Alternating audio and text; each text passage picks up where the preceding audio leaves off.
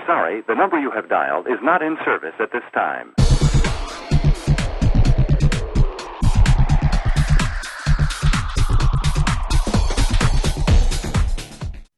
Amour Setter here from Kukhula-Tech, and thanks for tuning into our podcast.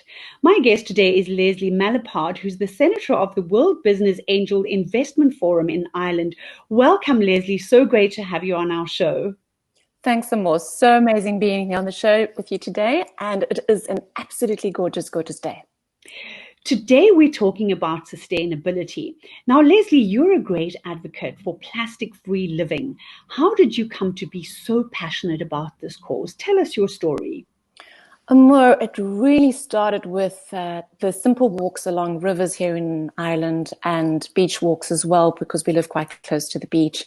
And on those walks, I came to discover that our water is highly, highly polluted, not only with sewage and toxic waste and things like that, but also plastic.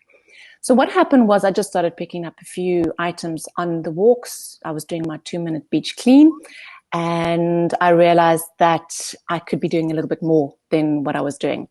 So the next walks really started with taking our bags along, our sturdy bags along, pickers, rubber gloves, because we didn't really want to touch the water and the rubbish.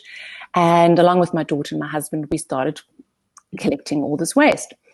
So here I was sitting or standing downstream, in a river, picking up rubbish, and I'm thinking, I'm actually not really solving the problem here. I'm merely solving, just sorting out the symptoms here and picking up the rubbish. And I realized, I learned later on that there's 8 million tons of plastic heading towards the ocean every single year, to join 150 million tons of plastic that is already there.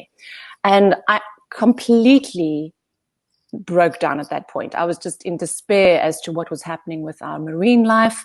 And you would obviously have seen in the news lately that there's so much marine extinction and marine death that's happening. And I knew that I had to start making some changes in my own life if I wanted to make a difference.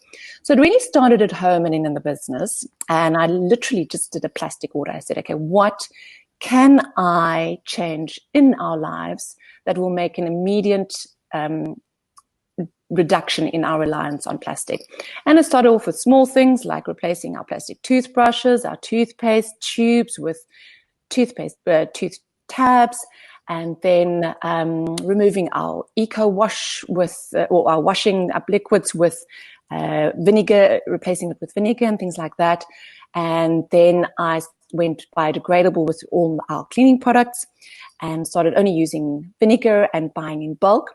And my whole mission really was just to minimize anything that came in plastics. It even went down to shampoo bottles. And I started exploring how I could replace my shampoo bottles with shampoo bars.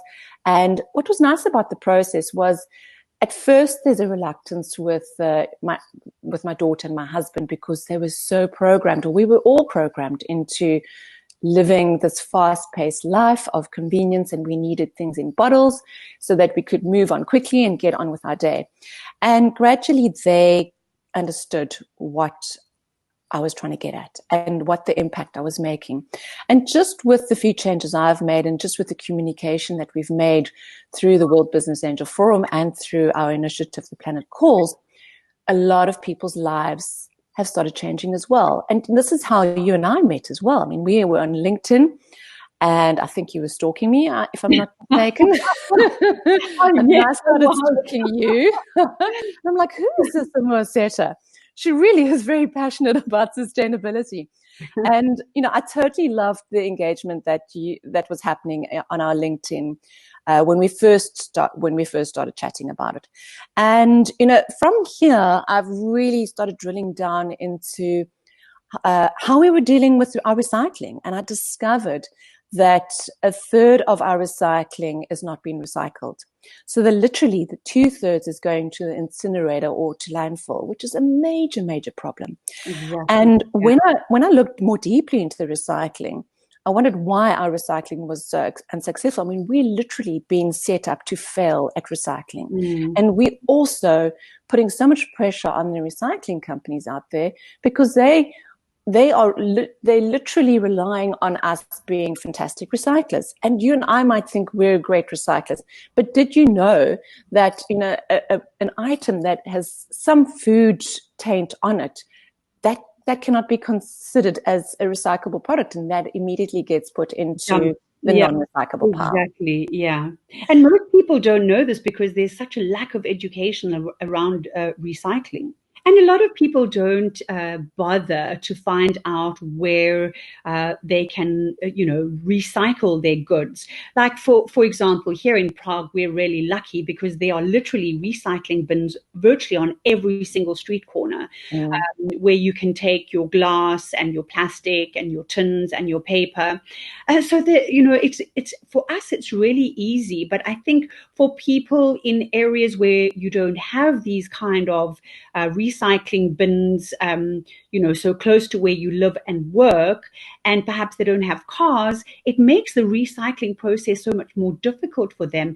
But those are the people that really need to learn how to recycle within their own home, so that they, instead of buying plastic all the time, can start avoiding buying single-use plastic and can start reusing, for example, their glass bottles as storage containers, and so on and so forth.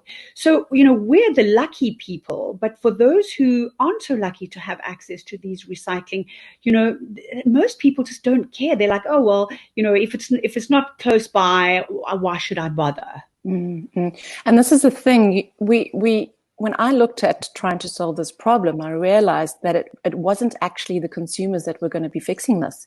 I mean, we've got billions of people out there in developing countries that will not be able to change their mindset.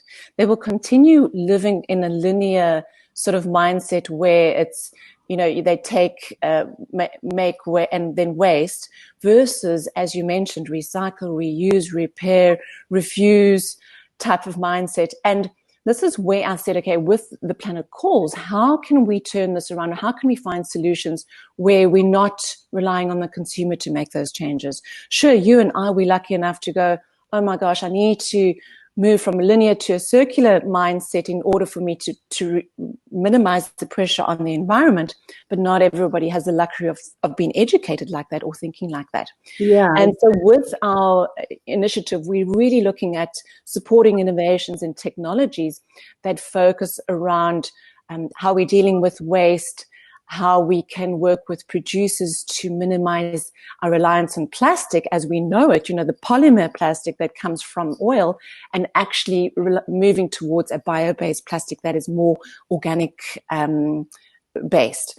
And that's where we're going to start resolving those issues, because we literally cannot have a product that is used within seconds of being bought, and that product, that plastic, lasts forever. But Leslie, I think the problem is also, we can't leave all of the responsibility in the hands of the consumer, of course.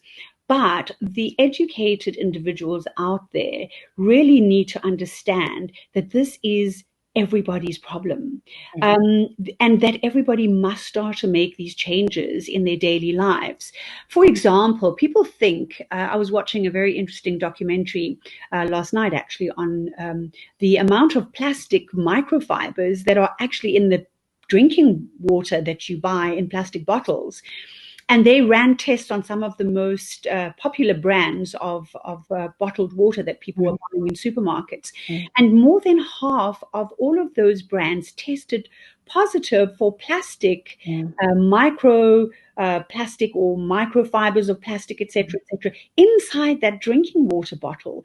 And whether it was a glass bottle or a plastic bottle, the results were pretty much the same. So, it's everywhere. You're drinking it, you're eating it in the food, because of course, if you're eating fish, you're consuming microplastic, right? Because the fish are swallowing it.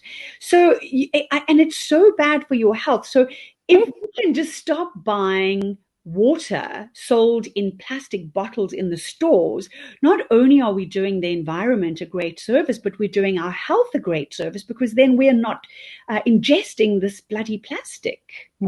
It's very true. And this is, with this, the health risks are that we face with drinking this sort of water, I think it contributes to those 4 top diseases.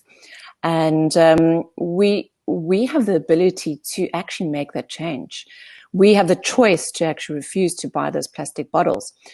But I think also consumerism has hypnotized us all into believing that having more crap and owning more possessions will make us happier, which brings me to my whole passion for minimalism. I started on this sustainability or minimalism journey about 8 years ago. Well, in a nutshell, I basically sold up everything I owned. I took my then 16-year-old son out of school, hit the road, became a digital nomad in pursuit of a more minimalistic lifestyle to find more meaning and purpose outside of material possessions. And honestly, when you lead this kind of lifestyle, you naturally become more aware of your carbon footprint. Your buying habits change. You become more conscious of what you're buying. And as a result of that, you just tend to lean more towards a more sustainable lifestyle. You start learning how to recycle within your own home, and you kind of start to embrace the circular economy where you close that loop just out of I guess you could say necessity, but when you're a minimalist and you're not buying all the time, you become creative. You start to use things in your home and keep those things become a permanent fixture rather than the quick plastic thing. The important distinction to see here is that you are an influencer. You have the ability to influence people now based on what you've done in terms of your minimalism lifestyle.